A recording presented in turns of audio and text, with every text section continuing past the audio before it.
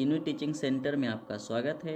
जैसे कि देख रहे हैं दोस्तों, हमने इतिहास के एक सीरियल बाई ढंग से हम लोग वन लाइनर क्वेश्चन हम चल रहे हैं लेके।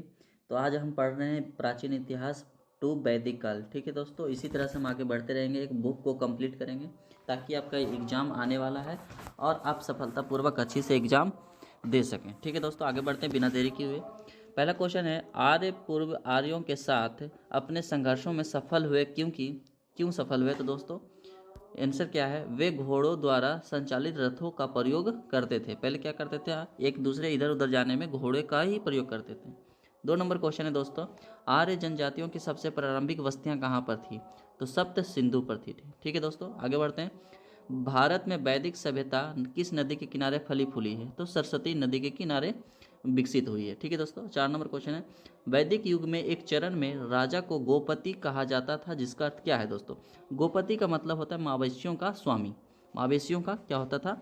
स्वामी, जो कि गौ वो पालने वाला। ठीक है दोस्तों, आगे बढ़ते हैं। राविन नदी का ऋग्वैदिक नाम क्या था? परुष्णी थी। ठीक है दोस्तों, थोड़ा गलती हमसे हो तो माफ करना। 6 नंबर क्वेश्चन है, तुंगभद्रा नदी का प्राचीन नाम क्या था दोस्तों? पंपा। क्या था दोस्तों? पंपा। 7वां नंबर क्वेश्चन है दोस्तों, प्राचीन भारत में किस विवाह को वैध नहीं माना जाता था?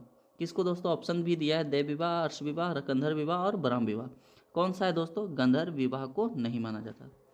8वां नंबर क्वेश्चन है दोस्तों, वैदिक आर्यों का मुख्य भोजन क्या था? तो दूध और दूध से बने पदार्थ। आप समझ गए होंगे दोस्तों कि क्या क्या दूध से बने पदार्थ हैं। ठीक है दोस्तों, 9 नंबर क्वेश्चन है, आयु के आरोही क्रम में आर्य समाज में मनुष्य के जीवन कौन सा चरण है? आरोही क्रम में तो ब्रह्मस्थ है दोस्तों, गिरस्थ है, वानप्रस्थ है और संन्यास है। ठीक है दोस्तों, कौन कौन है? ब्रह्मस्थ है, गिरस्थ है, वानप्रस्थ है और संन्यास है। आगे का नंबर क्वेश्चन है, प्राचीन भारतीय दर्शन के अनुसार पुरुषार्थ या जीवन के 4 उद्देश्य क्या है? तो धर्म है दोस्तों, अर्थ है दोस्तों, काम और मोक्ष है, याद रखेंगे। वैदिक काल के महत्वपूर्ण देवताओं का सही समूह कौन सा है? तो अग्नि, इंद्र और सोम, याद रखेंगे दोस्तों, वेरी इंपॉर्टेंट है। निम्नलिखित में से क्या वेदांग नहीं है? कौन सा वेदांग नहीं है? कल्प, निरुक्त, पूर्व मीमांसा या शिक्षा? कौन सा है दोस्तों? पूर्व मीमांसा जो है वेदांग नहीं है, याद रखेंगे। वेद, उपनिषद, पुराण और धर्मसूत्र सभी किस भाषा में लिखे गए हैं दोस्तों? किस भाषा में लिखे गए हैं? संस्कृत भाषा में। अगर आप वेद को, उपनिषद को, पुराण को, धर्मसूत्र को अच्छी तरह से पढ़ना चाहते हैं तो कमेंट बॉक्स में बटन लिखेंगे, तब हम आपको एक वीडियो बना के अच्छी तरह से समझाएंगे। ठीक है दोस्तों, आगे बढ़ते हैं। सूरदास ने अपने लेखन में किस भाषा का प्रयोग किया था? कौन सा भाषा था दोस्तों? वज्र का प्रयोग किया था। कौन सा दोस्तों? वज्र का। 15 नंबर क्वेश्चन है, निम्नलिखित में से कौन से शिल्प कौशल का अभ्यास आर्यों द्वारा नहीं किया गया था? कौन सा दोस्तों? लोहार का प्रयोग नहीं किया गया था। किस ऋषि के बारे में कहा जाता है कि उन्होंने दक्षिण भारत का आर्यकरण किया था? तो कौन था दोस्तों? अगस्त्य था। कौन सा दोस्तों? अगस्त्य था। ठीक है दोस्तों, आगे बढ़ते हैं। जनजातीय मुखिया के चुनाव में समानता कौन सी जनजातीय भाषाएं सम्मिलित है? कौन सी है दोस्तों? आंसर क्या है दोस्तों? देखते हैं। आंसर है आपको,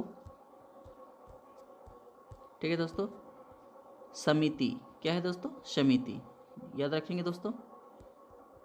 ठीक है, 19वां नंबर क्वेश्चन है, 18 नंबर क्वेश्चन है, वैदिक भजनों या मंत्रों को संग्रह किस रूप में जाना जाता है? तो संहिता के रूप में जाना जाता है। ठीक है दोस्तों, भारत की जाति व्यवस्था किसके लिए बनाई गई थी? भारत की जो जाति व्यवस्था थी किसके लिए बनाई गई थी? श्रम का व्यावसायिक विभाजन के अनुसार। श्रम का व्यावसायिक विभाजन के लिए। 20वां नंबर क्वेश्चन है, प्राचीन भारत में लोगों को कितने वर्णों में विभाजित किया गया था? तो 4 वर्णों में विभाजित किया गया था। 21 नंबर क्वेश्चन है, 4 ज्ञात वर्णों में कौन सा वर्ण प्रथम स्थान पर था? तो ब्राह्मण था प्रथम स्थान पर। ठीक है दोस्तों, वैदिक लोगों द्वारा सर्वप्रथम किस धातु का प्रयोग किया गया था? तो तांबा का प्रयोग किया गया था दोस्तों, याद रखेंगे।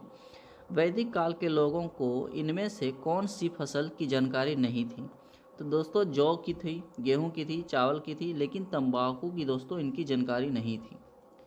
24 नंबर क्वेश्चन है, 24 नंबर क्वेश्चन है, वैदिक काल में राजा लोगों से जो कर वसूला करते थे उसे कहते हैं बलि। क्या कहते हैं दोस्तों? उसे कहते हैं बलि कहते हैं दोस्तों। वेद शब्द का क्या अर्थ है? वेद शब्द का अर्थ है दोस्तों ज्ञान। वेद शब्द का अर्थ क्या है दोस्तों? ज्ञान है। ठीक है। यज्ञ के सूत्र किस वेद में है? यज्ञ जो है यजुर्वेद में है दोस्तों, याद रखेंगे। भारतीय संगीत की उत्पत्ति का पता किस वेद का? सामवेद। आप जानते हैं दोस्तों। चारों वेद में सबसे प्राचीन वेद जानते हैं दोस्तों? ऋग्वेद है। ठीक है दोस्तों। कौन सा वेद प्रारंभिक वैदिक युग की सभ्यता के बारे में जानकारी प्रदान करता है? तो ऋग्वेद है दोस्तों, याद रखेंगे। आप लोग एक बार एक बुक लेके आ जाएं, ब्लैक बुक करके, ब्लैक बुक जीएस है जो कि समान ज्ञान का एक बुक है, उसी का हम लोग प्रिपरेशन कर रहे हैं। आप लेके आएंगे, उसी को पढ़ेंगे तो आपको ज़्यादा याद रहेगा। और ठीक है दोस्तों।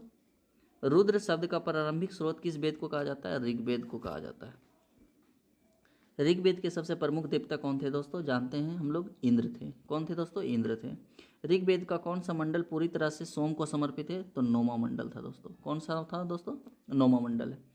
मनुस्मृति जिस विषय से संबंधित है वह किससे संबंधित है? तो कानून से संबंधित है दोस्तों। मनुस्मृति जो है विषय है वो किससे संबंधित है? कानून से संबंधित। याद रखेंगे दोस्तों, कभी भी पूछा जा सकता है। उपनिषद क्या है दोस्तों? उपनिषद है हिंदू दर्शन का स्रोत है, याद रखेंगे। हिंदू दर्शन का स्रोत है दोस्तों। उपनिषद शब्द का शाब्दिक अर्थ होता है, क्या होता है दोस्तों? आंसर क्या है? श्रद्धापूर्वक पास बैठना। जब कोई पुरानी कथाओं या किसी के बारे में ज्ञान देते हैं तो उन्हें श्रद्धापूर्वक पास बैठकर ग्रहण करना चाहिए। ठीक है दोस्तों।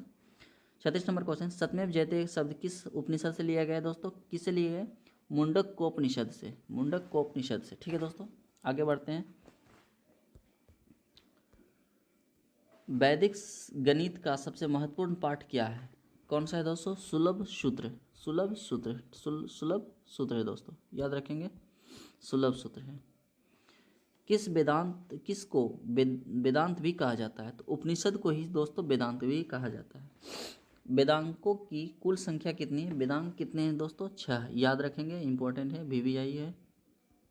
वेदांग कितनी है दोस्तों? 6 है। वेदांगों के संदर्भ में अनुष्ठान को दर्शाता है कल्प। किसको दोस्तों? कल्प को। किस वैदिक ग्रंथ में पहली बार पूर्वी और पश्चिमी समुद्रों का उल्लेख मिलता है? तो शतपथ ब्राह्मण का। किससे मिलता है दोस्तों? उल्लेख मिलता है शतपथ ब्राह्मण का। निम्नलिखित में से कौन सा वेद वेद त्रयी का हिस्सा नहीं है? पहला है ऋग्वेद, दूसरा यजुर्वेद, तीसरा सामवेद, चौथा अथर्ववेद। तो कौन सा है दोस्तों? अथर्ववेद हिस्सा नहीं है, याद रखेंगे। किस वेद में जादुई मंत्र माया मंत्र दिया गया है दोस्तों? अथर्ववेद को ही दिया गया। नचिकेता और यम के जो वार्तालाप हुए हैं, प्रसिद्ध संवाद का उल्लेख किस उपनिषद में है? तो किसमें? कठोपनिषद में। याद रखेंगे, कंफ्यूज नहीं होना है दोस्तों।